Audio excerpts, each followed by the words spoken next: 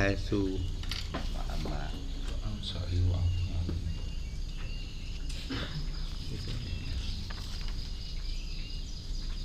wa amra amrun batinun wong ya. Iki bab napa niki? Bakarnya. Wa amma sairu af'alihi adzahira. Anapun sekarine pira-pira penggawene Abu Bakar ning ngono. Adzahirati. Loh, kok apa kan nih? Umar nih misalnya. Benar?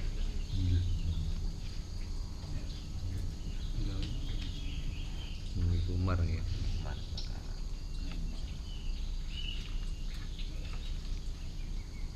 Iku payuta sawaru mongko tinemu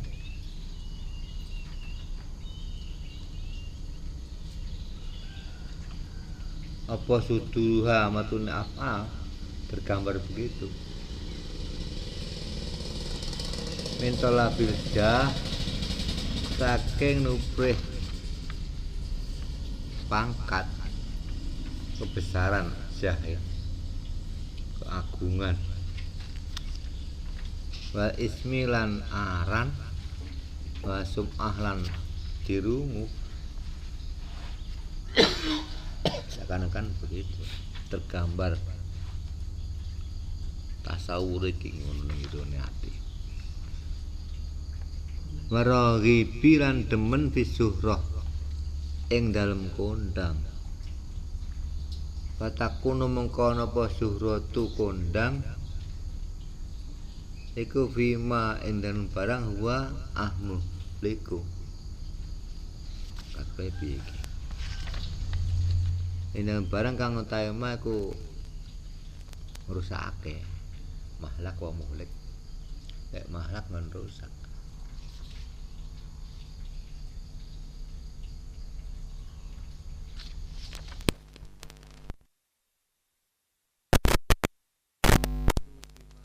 sirron la yattali'u alaihi ahadun wa fadlu kautaman fima huwa ing dalem barang hatama iku sirrun sirri iku layat tali'u ora ningali alahi ing atase fadlu sapa ahadun wong suwiji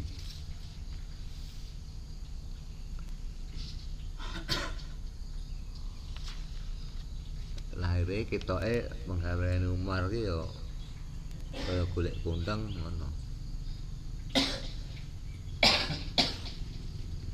ning sirine Umar sapa-sapa to. Fa buqaha amutakil mislu khulafa udah wal ulama.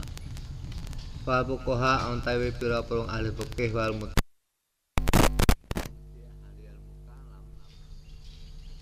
iku mislul khulafa madane para khalifah wal qudati lan para qadhi wal ulama lan para ulama tegese bakal dingkosamu temun dadi kandum sapa fuqaha ya fuqaha karo khulafa yo karo ulama ya terbagi karek ndelok jerone piye ngono nek ketoke njaba kan ya kondange kuwi padha kon njabane tapi jerone ya ngono terbagi khulafa ya ngono wong kiai ya ngono kiai biasa ngaji ya ndelok jerone piye padahal nek njabane kan padha ya dia juga gampang-gampang ngukumi njaba ndak harus jerone anah nunah kumu bizawahir kita menghukum itu jawabannya buat pamer kurang karuan nek pamer nek tak harus ini apa be ngomong nenek mata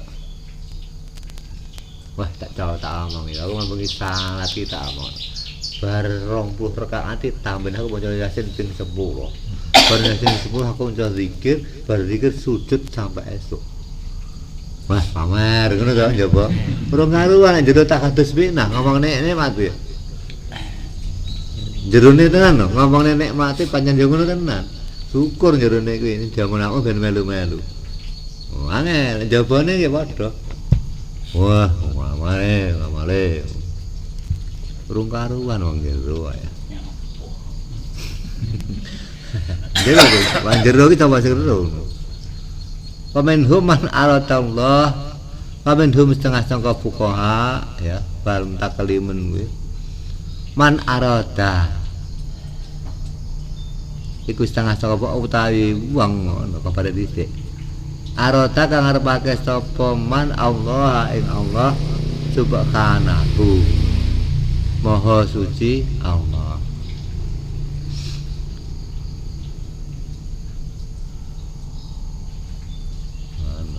Bi ilmihi nejo kan ilmune man wa fatwahu lan fatwane man wa dabbahu lan bilane man oleh bilane man an sunnati nabihi saking sunahe nabine Allah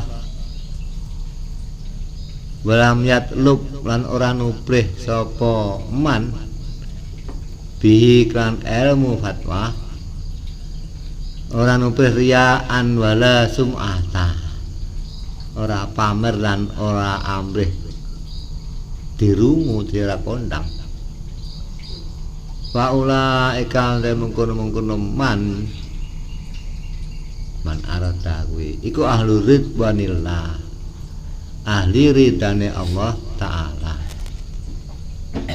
wa fadluhum indallah iku li amalihim bi ilmihim utawi keluwihane fuqaha mutaklimun sak teruse indallahi ana ngarsane Allah iku li amalihim krana amale man ta fuqaha bi ilmihim ya man ku nek kami man arada man kan iso ope man iso tutuke titik padha roma kelebihane mengga Allah ya mergo oleh ngamalake ilmune. Iki wali iradatihim lan krana karepe man fuqaha wajhallah ing date Allah subhanahu bi fatwahum wa nadharuhum kan fatwane man fuqaha wa nadharuhum lan nadhare utawa penalarane utawa munadharae utawa apa nih nadhar iki ngene lho Mbah lele iki kang mutakalimin nadhar iki mutakalimin kan ngadepi wong-wong anu kan wong falsafah wong sing ahli golek kebahagiaan ngene utak-utik donya kang wong falsafah polo sipo kuwi adepane karo nadhar penalarane mutaklim yang ilmu tauhid barang kae fa inna kula ilmin umila kok ngono sedune saben-saben ilmu sing dingamalake fa innahu mengko sedune ilmu sing ngamalake iku fi'lun muktasabun penggawe sing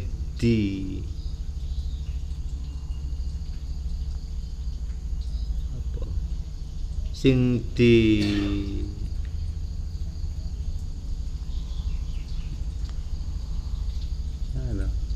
diperkoleh mergo usaha ngono lho muktasab. Kasab kan usaha, muktasab bisa berhasil dengan diusahane kuwi muktasab. Ilmu sing diperkoleh ngene lah. Walaisa kulu amalin ilman. Nek gak paham aku. Walaisa ana sapa kulu amalin saben amal iku ilman ilmu. Sabene ilmu sing dingamalake ya sing den ilmu muktasab. Ora saben ilmu, ora saben amal iku ilmu. Karepe ngene contone. Wa tabibu ta dokter iku yak biru. Kuwasa sapa dokter ala takarubi ing atase keparek ilallah taala maring Allah taala. Dhek mampu takarub maring Allah bi ilmihi. Lawan ilmune dokter. Fayakunu mongko ana sapa tabib iku musaban den ganjar ala ilmihi. Ilmu dokter iki soleh ganjaran. Wong ilmu kok diganjar piye? Min khaisu innahu. Saking dinggon setune dokter iku amilun ngamal lillahi subhanahu wa ta'ala. Krana Allah subhanahu wa ta'ala bihikan ilmune. Nah saiki wa sultan utai sultan iku ya tawasatu nengah-nengahi bainal khalqi bainal khalqi lah ngono bainal khalqi lillah maring Allah ngono. Fa yakunu mungkana sultan iku mardiyan diridani sapa sultan indallah ana ngarsane Allah subhanahu wa musaban lan diganjar.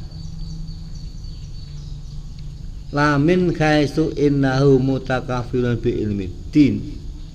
Ora saking dinggon setune sultan iku nanggung ilmu agama.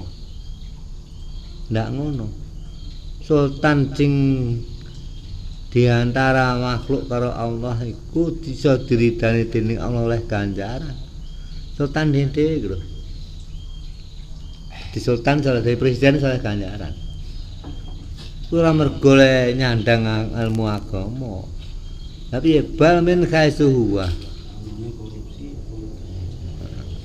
Balik sekira setuhune sultan iku mutakalidun nyandang teng lakoni bi amalin dan amal yuksa dukan disejo bihiklan amal atakaruba yang keparek apa takarubu ilallah yang azza wa jalla maring Allah azza wa jalla bi ilmihi lan ilmune sultan mbah piye kamen dhewe. Dan ilmu ki oleh ganjaran lek ngamale krana Allah. Kalau dene dokter kuwi ngelmune oleh ganjaran lek di ngamalne krana Allah. Ngono dadi paham karo kuwi. Genah ngene lho. Wa aksamu ma yutaqarrabu bihi. Utawi bagiane barang kanggo keparbikan mah ning bab ilmu iki mama ilmu ya illallah taala iku salah satun ana telu ilmu sing nggo keparek maring Allah ki telu kesene rincane angel ngono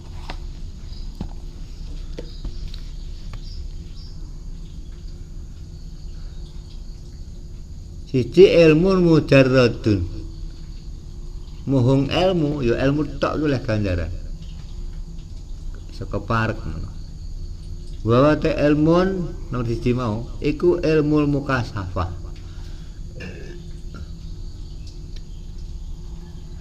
Cek kok ilmu. Ya ngono ya. Siji ilmu mukasafah iku langsung keparek. Wa amalun mujarradun. Wah, mane ndak ilmu lek ngono ya. Wa amalun amal mujarradun ligi muhung amal tok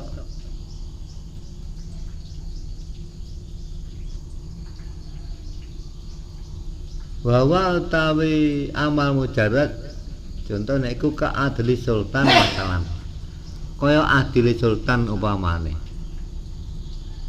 wa dabdihilan oleh mlanggeri sultan linnas maring menungso. Kuwi tek ngono.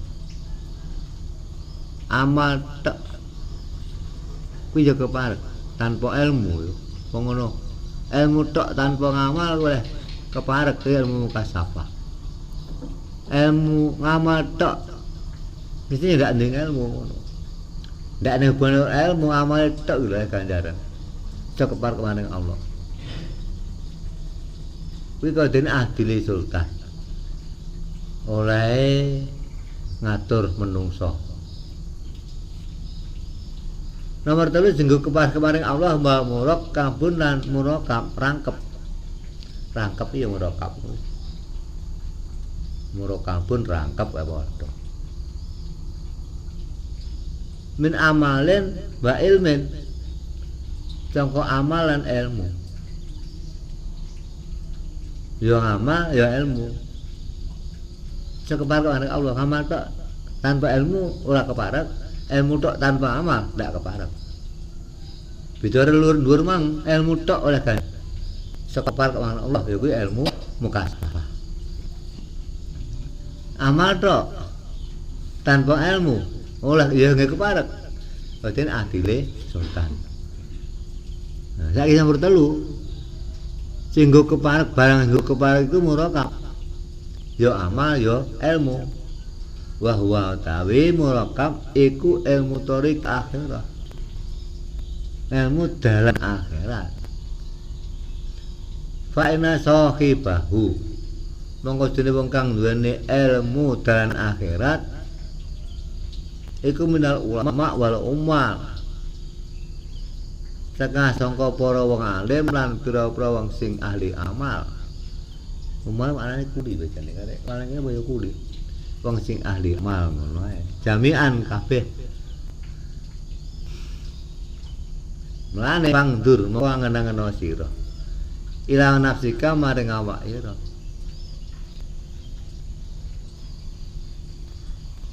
Ngenen awakmu kok lebokne ngendi? Atakuno natono sira.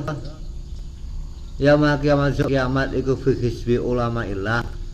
Ing dalem balane ulama Allah au umal au umullah apa kuli-kuline Allah taala au fisbaihima utawa ing dalem bola lorone ulama lan umal patut lebu mengko dibagi sira bisa mekakan saham mira saham-saham ya bagian makuli farikin karo saben pantan min huma sangka ulama lan umal lillah masuk naro ndak isa ngene-ngene awakmu kamu masukkan ke mana kok blok ning ulama apa kok bloke wong sing ahli ibadah maring Allah utawa kedua-duanya ngene ora kabeh ya wis terserah kamu lah. Makan milih loro kuwi kok. Wahara mengketahui iki ku hamu. Ono luwih wigati. Iki nadar mong ya. Nang dur kuwi. Arek kae ngatasi sira minat taklid katimbang melu-melu. Malu-malu itu mujaradil isyihar maring mligine kondang isyihar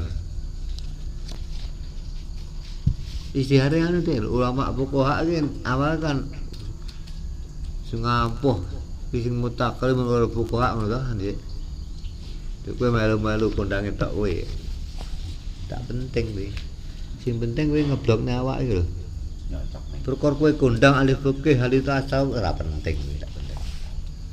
Sing luwih penting ya iki kok pikir telu iki lho. Takrub Allah, ilmu mukasafah.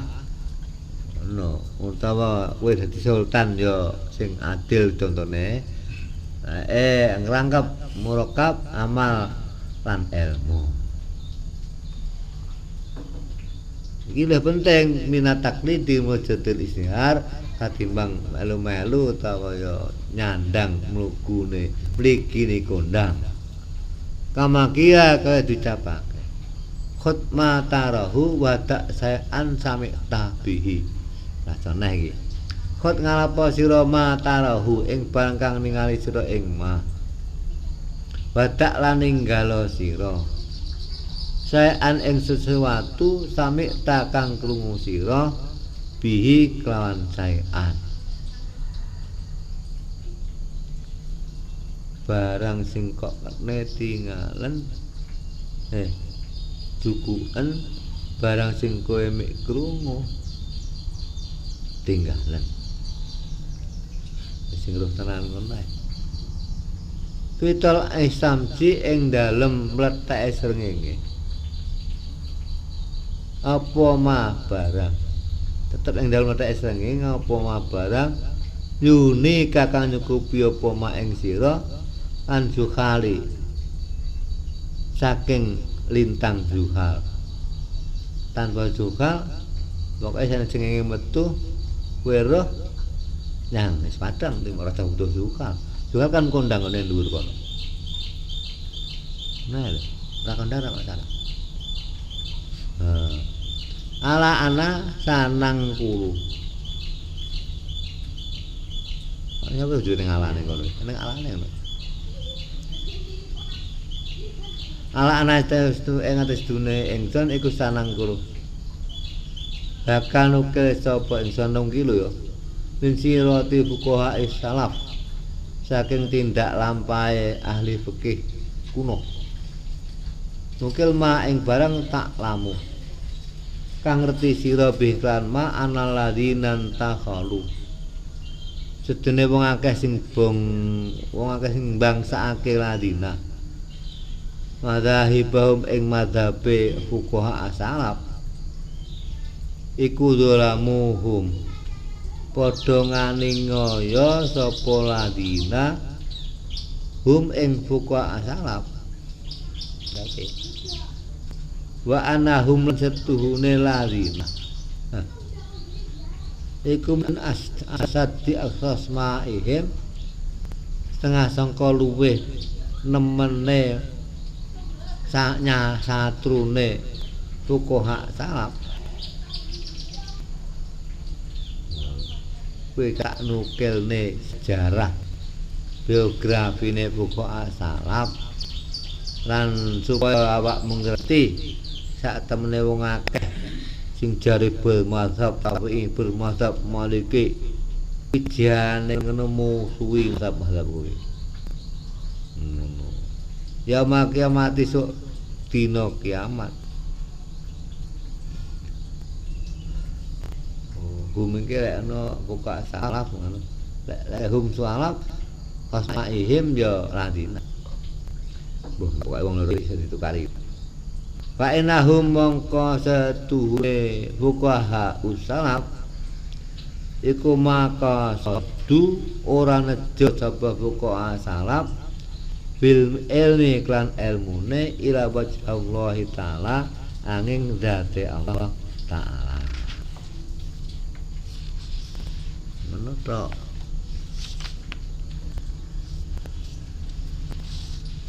Rakat suhida teman-teman dan seksani min akhwalihim saking tingkai fuqaha salaf apa ma barang wa kang utai ma kumin alamati ulama il akhirah setengah sengkota tengere ulama akhirat bisa dilihat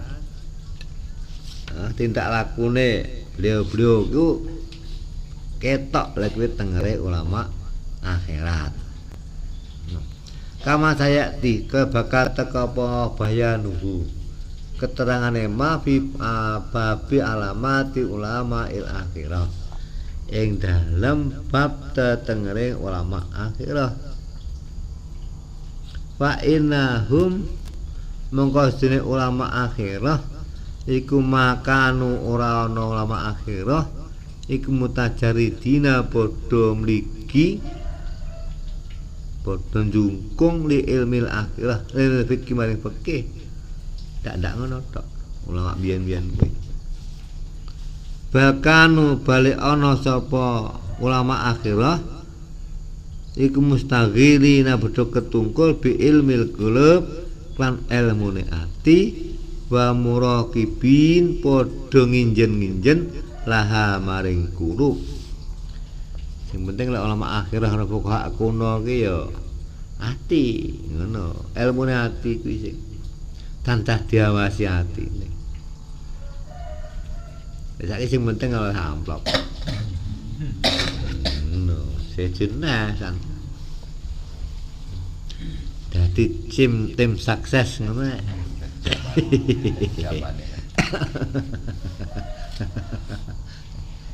Jadi tim sukses Mega Hasim. Nah. Aku ya kok dapat ekstrim guru. Saya sinten bensin. Ya. Oke. Saya nawon. Sing kari-kari iki nyang-nyang wis ndak nang apa-apa. Nek sing awal oleh undangan tim sukses ya mesti ya diamplop lho mulai. Lah yo rancang. Oh nang tim sukses Gus Solah aku diundang ya kan. Kok nyapa kok unak-unak rono ya. Tim sukses Ibu Megasi aku ya ndak nyang. Kok iso ndak ser nyang ngono ya. Wah, ndak ser ngono. Padahal nek sing awal dadi sukses untuk duit lho. Ya paling ora ya rokok sangone ngono, kader kok piye to iki. Ya kader lurah ngono lho. Kene. Nek dek iki aku dek nyang, dek istighosah politik iki ya. Koli-koli. Siap suruhan. Teko kono aku ya ikut ngamini dongane kiai-kiai. Istighosah bar tak ngeban ning Golongkon. Jam 7 budal. Jam 6. Teko suran jam 11.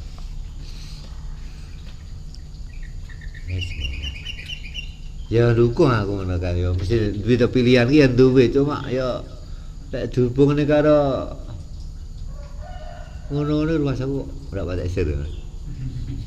Karepku ngene lho jane, karepku ya aku jauh nak ono golek duit ngono kuwi nek ana sing ngeteri ngono lho. Penting jane ngono kuwi. Ya mikirku ngono. Bawa sing angen dengan ujian kuwi.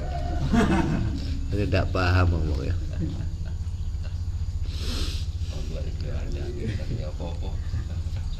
Walakin sarfuhum anit tadris wan tasnif fihi ma sarafa sahabah anit tasrif wa tadris bil fiqh.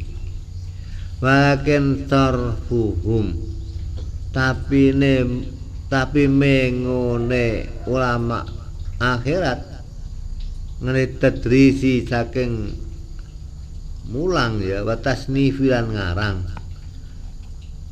fihi ing dalam sarfuhum napa ya ngono apa ma barang sarafa kang ngenggokake apa ma ashabat ing sahabat antasnifi saking isun kitab tadrisi lan mulang fil fiqhi ing dalam fikih ma'anahum sarta setuhune sahabat ikanu ana sahabat ku fuqaha ahli fikih mustaqirin kang dhewe dikira takwet wong bi ilmil fatwa kelawan ilmu fatwa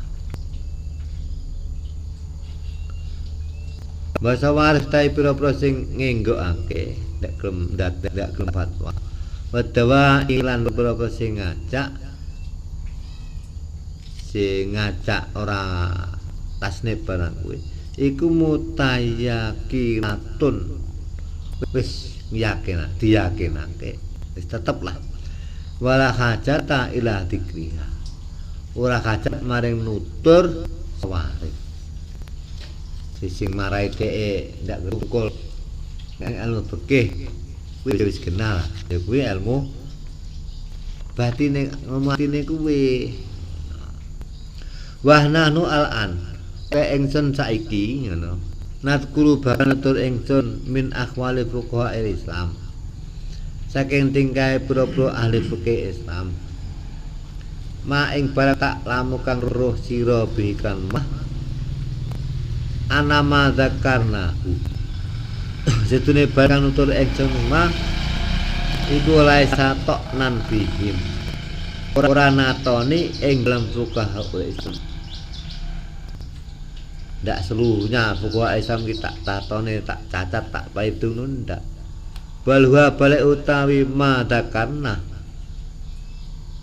iku tok non natoni to nacat fiman ing dalem wong azhara kang mertelake sapa man al iktida ing manut bihim kelawan apa ulama ul akhirah utawa ya ulama akhirat meneh bangsa madhab Syafi'i sak temeng ya ulama akhirat muntahkan tur mbangsakake bi madzhabahum ing pira-pira mazhabe fuqahul Islam bahwa kale utawi man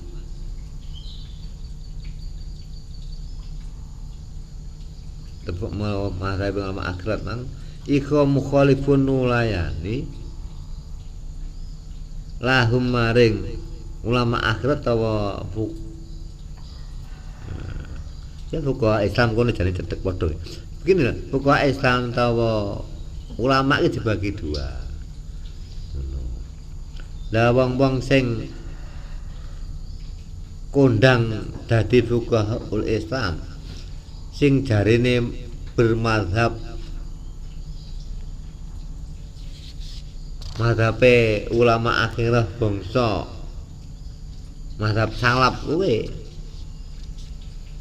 ning jane ndak ngono penulayane ya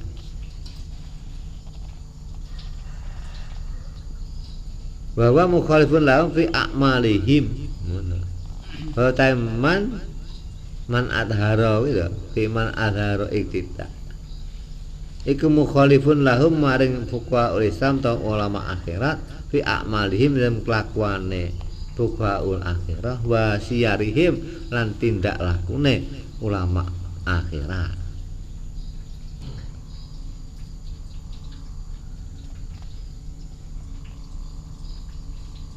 Ya, sithik ya.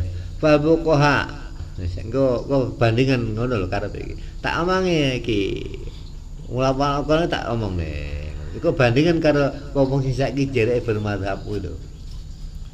Ngono. Kan ngerti ta kowe ngono. Tak omongi ngerti.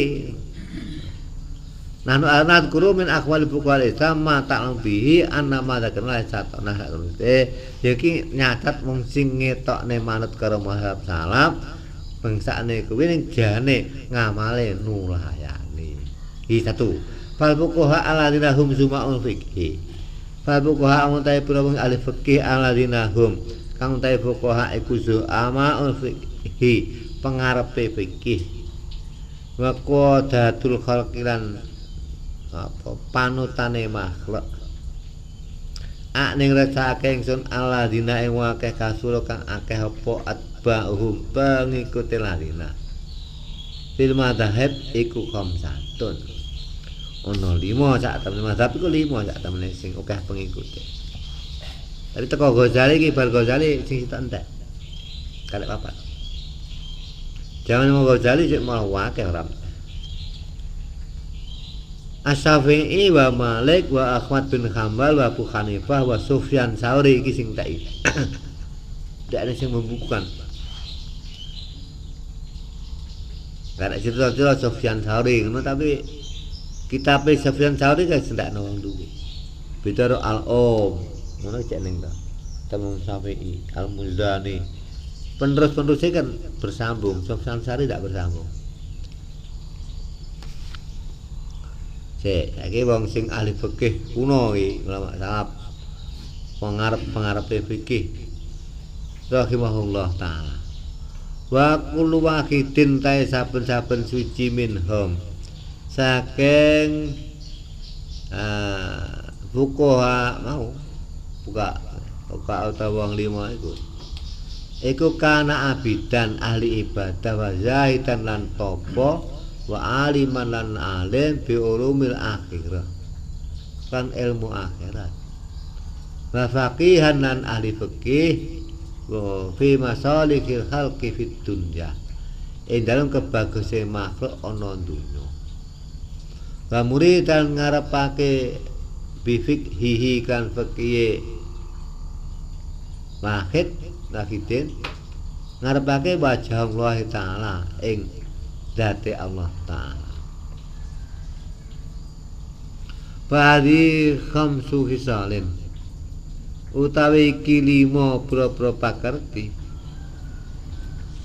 Abid zahid alim akhirah masalihi dunya masalihi hakim dunya wajah Allah taala.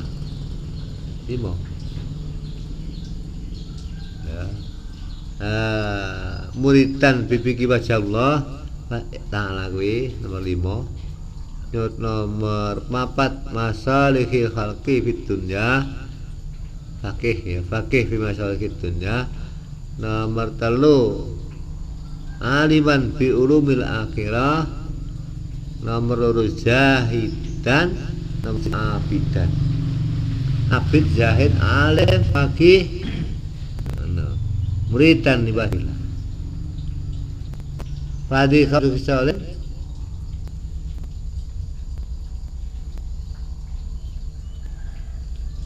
iku itabahum manut ing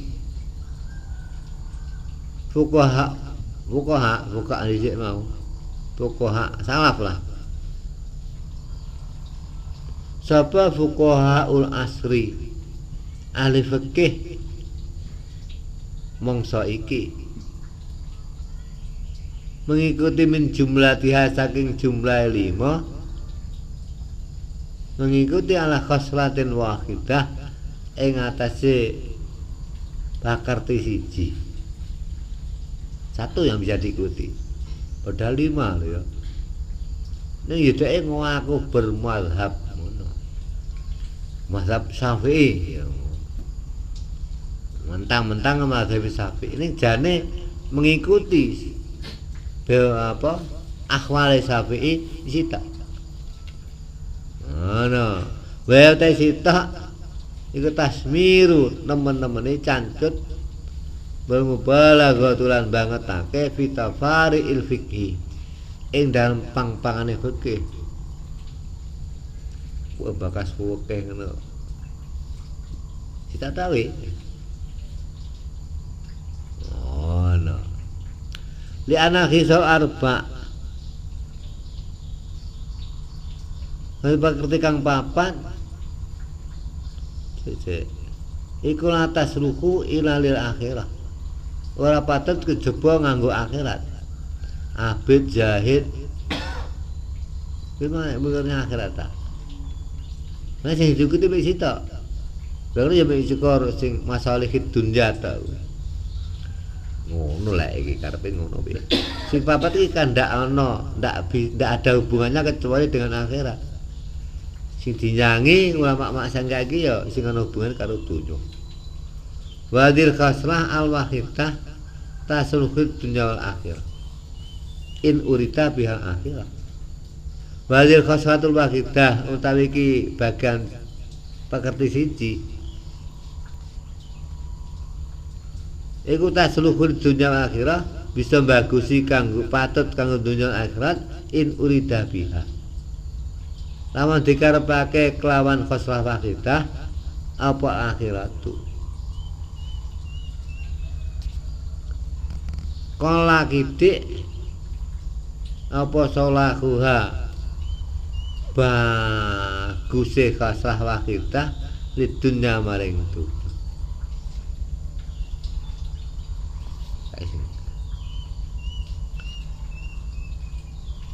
Iki apa kurang lagi? Tamirulah wata upin. Apa kurang namanya ini? Ini masuk kok kurang tuh dan. Ayo. Kita lagi.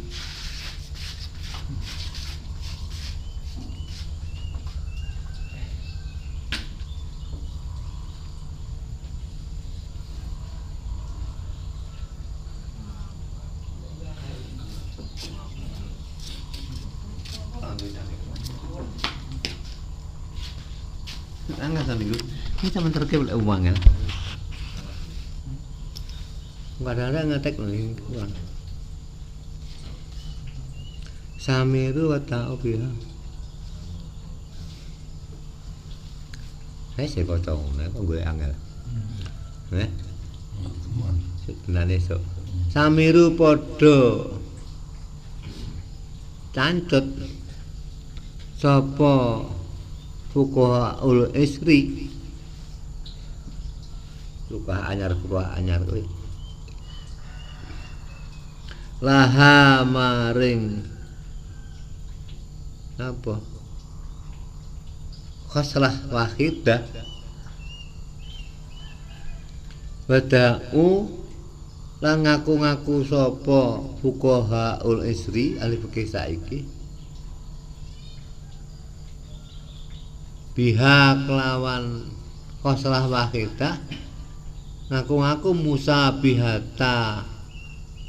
musabihatan ing nyerupani ulaikal aimah atau musabahata ulaikal aimah ing nyerupani mengkono-mengkono imam Syafi'i Sauri saurute kuwi wae ta adoh banget antuka saen dibanding dikiasake sapa malaikatu para malaikat bil haddadin lan pandhe besi bandingane kaya pandhe besi karo malaikat Jibril antane fuqahaul isri karo fuqahaul salaf kuwi lek sing dhisik ndek eneng mlenik titik sing golek dhuwit ngono ki ndek eneng lah saiki kabeh dhuwit tok sing hubungane iki padha malaikat karo Imam Ghazali ya piye. Kelasé pandhe mesti ada Jibril lho. Perbandingane. Iki kok omong apa Imam Ghazali. Lah ngedone lho. Astagfirullahaladzim. Panurit mengko becik nekake ingsun al-ana saiki. Min akhmalihim saking pira-pira tingkae fuqaha salaf ya, Kak kuno kowe. Maya dulu ing barang kang nuduhake apa ma ala hadil kisah arba ing atase pakerti kang papat fa ina ma'rifatahu mungko sedune ngertine ta ma'rifate fuqaha usalaf to aimah kuwi bil fikih kan fikih ku zahiratun jelas fikih paham.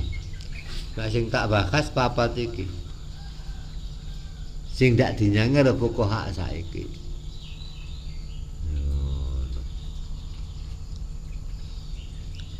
Panjang angel jero niku angel wong jero kok. Ya Allah. Tak teko akal. Lah kok kerti seneni wong lah. Ya ndak ngitab wong. Nek kerti seneni to. Kan bab tu beda seneni wong e. Ngene lek ngelokne lho. Pak sampean kok ndak iso manfaatne lho. Karo kan yo kenal bos-bos ngene kan kasih kenal ta kok gede-gede ngono. Tapi kan akhirnya dianggap ndak bisa manfaatne. Wah, salah. Karena manfaatne iki pomo kenal wong sugih yo toleh duit ngono. Njupuk titik kon entes ngono karepe. Yo jan lucu ngomong karo. Ndak karo-karuan donya. Oh, jangan kasih motor cik sugeng nang kene. Ya ngono kuwi. Wih, ngene iki lek nggone bang 750 lho, Ji. Ndak iso baca ngono. Arep lunga nang luar negeri dhek buntelan ki. Enek sing 2.500 lho regane.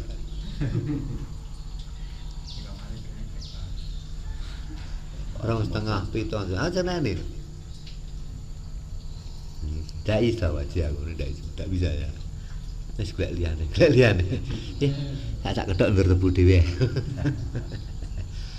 Ya Allah. Kok cut piye ya. Ya ndak iso ngono lho Mas. Ndak iso.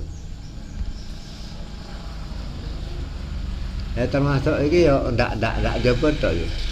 Aku jane kan seneng to ziarah-ziarah yang kanca-kanca. Sing ndak kuat dengan kajikan Nabi aku. Nah, aku suwi ndak kajikan Nabi kangen. Bagi kiai ngono. Arep rono kerep sungkan. Mulai rono paling apal rono sangone. Wah betul, cara ndak kangenan bener aja ngajar kan. Setahun pisan maro. Wah bet. Apa? Maro sangone iki abet balik. Abet lho rasane iki. Dadi kok diwaca. Rono nek diwaca. Nek tak dongeng kae, cara aku iso ngono ndak masalah. Mbah Yaidim Pekalongan. Mbah Yaidim Pekalongan ki nyanggone Pak Roro ngono. Mugi buat ora. Sangone. Besok marone sangone. Yang ketiga kan disemantane karo sing Mas. Wah teman kiai iki. Nah ya jenenge Mbah Dit. Pamane 4 bulan ngono yo. Mlebu ngono. Anu ora tulung lho aku mbok diitungne dhuwitku ngono. Dhuwite sisih sak buwek diitung ndak entek. Dhuwite buwek. Bose kon ngitung lho. Ya iso ngono ya, ndak masalah. Iki Mbah Dim Comal ngono kuwi kelakuane. Nek dipatih sing domah ya Sidomoro ning kon ngitungne dhuwit. Boleh oleh dhuwit. Ndak banyak bicara kowe. Ndak banyak bicara. Mau weneng cep sing domah. Aku iso ngono. Nah aku nyanggone Pak Kaji Gus Slam Derjo. Oke ya wong sugih kan. Yen Muradi pitik. Runut sangone kapal. Arep balik ki wabot. Ya ngono, lha karep kuwi jane. Lek ngedut aku terno rene, ngono lho. Jane ya ada. Kene iki ya arep. Insyaallah aku ya ora patek tamak. Untuk nggih ngurangi tamak ki yo ora patek tamak. Aja duit-duitan ngono. Saka yang ulama kuno iki lho ngono. Wa imamul fiqih. Imam Syafi'i. Amal Imam Asy-Syafi'i rahimahullah taala kufaya dulu. Moko nuduhake ala anahu antu Syafi'i kana abidan. Ana sapa iku abidan ahli ibadah apa ma ya fa'il ya dulu kira ngono apa ma barang ruwiya kang diriwayatake apa anahu dene Syafi'i iku kana yaksimu ngedum sapa Syafi'i alaila ing bengi. Nah awake ser melu mazhab Syafi'i iki ya emperno ngono lho. Bengi ini dibagi 3. Ngono. Salah satu jisain telu boro juz. Sulusan sak protelon lil ilmi kanggo ilmu. Ngono. Wa sulusan sak telon lil ibadah. Wa sulusan lin naum. Sepertiga untuk tidur. Padha to? Dan padha. Lho ngampune kene ra karo-karo dibicara. Bakal Rabi untuk Rabi kana Syafi'i. Kana ana sapa Syafi'i rahimahullah mungkin sing padha nae iki. Iku ya tumu bayakti mengatamake Syafi'i. Al-Qur'an yang Quran fi Ramadan sitina marrah 60 kali. Satu Ramadan. Padha ya. Masih. Mungkin kata pindue gentenan ya maca. Kuwi tak langgar kan ya maca ditesi. Hal bocah sing ngetesi mung turu kan ngono. Tawa ngalih cok ngetesi neh ngono. Sak langgar kata pindho lho maca cah 10. Ngono kaya ka. Kulo dalika wis salah Mas ayat Rabbi Karim. Kulo dalika sekabeh ngono saya swidak iku wis salah. Lek maca karo salat macamu karo gletak. Ngono saiki piye kowe?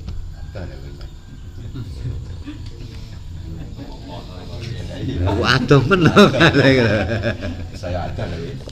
Saya ada. Oke kaya tukang ledek lim swiliyong ae. Aduh gitu.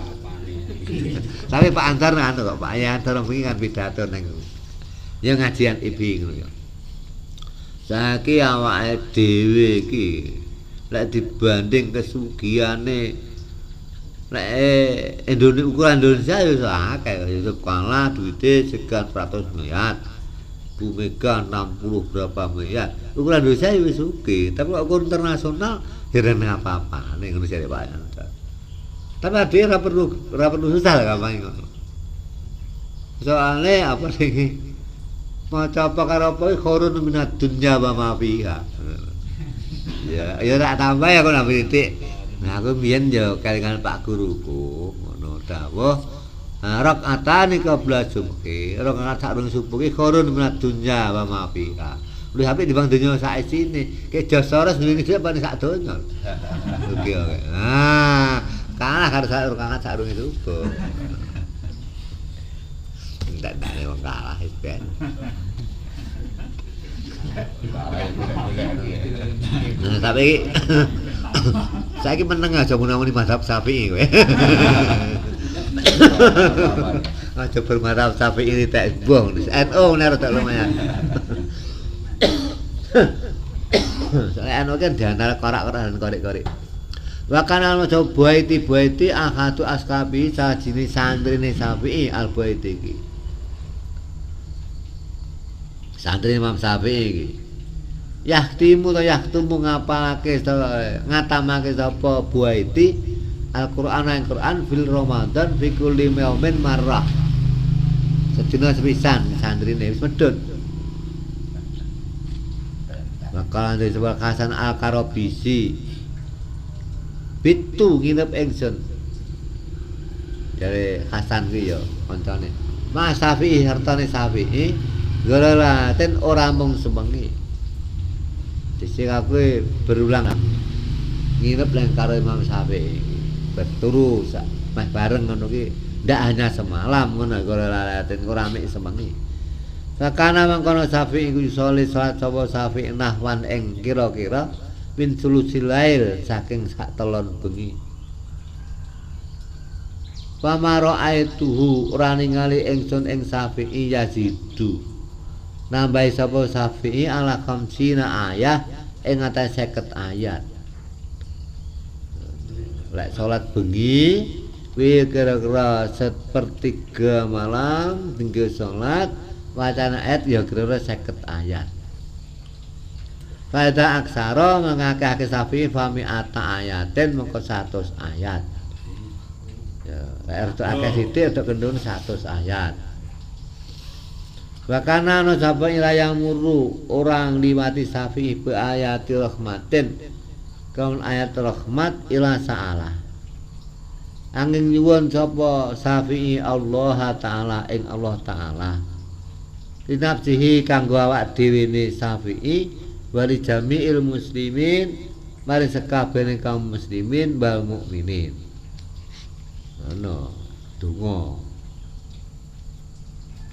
Wala yang muru orang liwati sapa Syafi'i bi ayati adab lan ayat siksa wadaban sadida ngono pamane ila ta'awwadha angin nyuwun karsa Syafi'i fiha ing dalem ayat wa sa'ala lan nyuwun Syafi'i an najata ing slamet linafsi kanggo awake dhewe walil mukminin bakaan nama kaya nama jamaah kaya ngumpulake sapa Syafi'i lahu kanggo Syafi'i dhewe araja awal khauf ing ngarep-ngarep lan wedi ma'an kalih bareng ana rajae ana khaufi rajae ngarep-ngarep khauf ki wedi mulane lek Syafi'i kaya ngono fangdur mengko ningalana sira kaifaya dulu kaya penuduhake apa iktisaruhu cendheke Syafi'i ala khamsina ayatan ing atase 50 ayat ana tabakhurihi ing atase nyegorone Syafi'i fi asraril Qur'an ing dalam rahasiane Qur'an wa tadabburihi wa tadabburian mikir-mikire to angen-angene Syafi'i fiha dalam asraril Quran. Ya bisa katanya tapi dingengen ngono artine dinikmati lah dihayati ayat sing diwaca. Kataya. Liane Ramadan. Nek Ramadan kata ben suwita ditelus wengi. Tiap malam biasa iki maca salat iki pokoke setengah sak protolane wengi iki salat ngono lho. Ayate 50 atau 100. Tapi salat tengah wae ada dawa-dawa 50 ya dawa. Waqala Syafi'i dengan Imam Syafi'i rahimahullah. Masa bitu ora marek sapa ingsun mundu sita asrota sanatan wiwit 16 tahun. Aku wit umur 16 tahun iki ndak tau mau ngambek atopmu. Terus ngambek glegekan wis larang. Sapa li ana sabuah. Rajane wareg iku yuskilul badana. Ngebotake badan mayusil kalba ngatosake ati. Wong wareg atine mari atos, awake ya abot tak ibadah abot, maca Quran abot, cek kaya apik abot. Ngono, atine atos. Plakapan mulai. Wa yuzilu ngilangake apa wareg afut nata ing limpat kecerdasane suduh. Wajriban narik apa wareg ana ma ing turu. Turu wareg.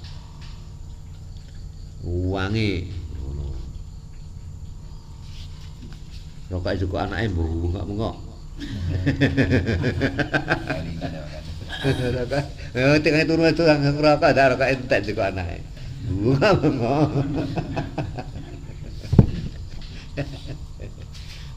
Nah, itu bedut masyan ya wes. Ya piye kali. Wah, gak turu ngono kuwi. Wareg ngono kuwi. Sik ya. Wayut ibu ngapesake apa wareg sahibau ing wong kang wareg ane ibadati saking ibadah ngono. Mulane kang turangan-angan sira ila hikmatihi. Maring kata hikmah, kata-kata hikmah, kata mutiarane Syafi'i. Fi dzikri afati sabu'i ing dalem nutur bahayane wareg. Summa fi jiddihi nuli ing dalem nemen-nem sergepe Syafi'i fil ibadati ing dalem ibadah. Ittaraha nalikane buang sapa Syafi'i asabu'a ing wareg li ajriha krana arai ibadah. Syafi'i ditinggal, warge ditinggal jawab nemen krana ibadah. Lah, barang ta'abbud dari bahasa iki. Kale utawi pokoke ibadah kemawula iku takliru ta'am, ngidikake panganan. Panek akeh yo ta'abbud kabut. Makalah Syafi'i. Sik kaya. Ndek Syafi'i rahimahullah. Ma khalaftu billah. Ora sumpah ingsun billahi ta'ala kan Allah taala. La sadikon ora temen wala kaliban ora goroh ketu babar risan. Ndak tahu sumpah demi Allah ora tahu. Fangdur mengko ninggalna sira. Ila hurmatihi maring oleh mulyaake Syafi'i. Wa tauqirihi lan oleh ngagungake Syafi'i lillahi ta'ala maring Allah taala. Wa dilalu dalika oleh lan bangdur ya wa dilalati lan ninggalno maring pituduhe mengkono hormat taukir lah ala ilmihi ing atase ngertine Syafi'i bi jalalillah kan agunge Allah was lil subhanahu maha suci Allah. Rasulullah takoni sapa Syafi'i, Imam Syafi'i radhiyallahu ta'ala anhu. an masalatin saking sak masalah. Aning mau takok sak masalah ngono. Imam Syafi'i ditakoni. Masa kata mengko kendel sapa Syafi'i. Takon masalah ke meneng.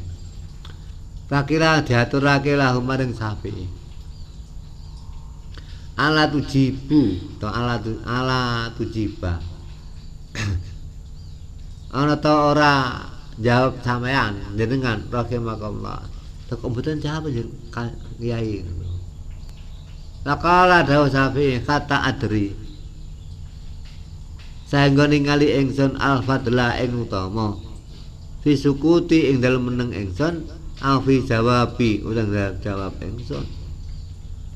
Sik to. Aku tak pertimbangane dulu. Apik meneng apa apik jawab. Meneng iki. Ora kudu maca gua kandang langsung dos. On air langsung radio. Jawabnya begini. Terus.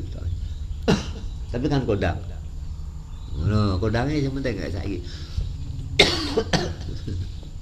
Bang, mengko ningalno sira. Bol alamah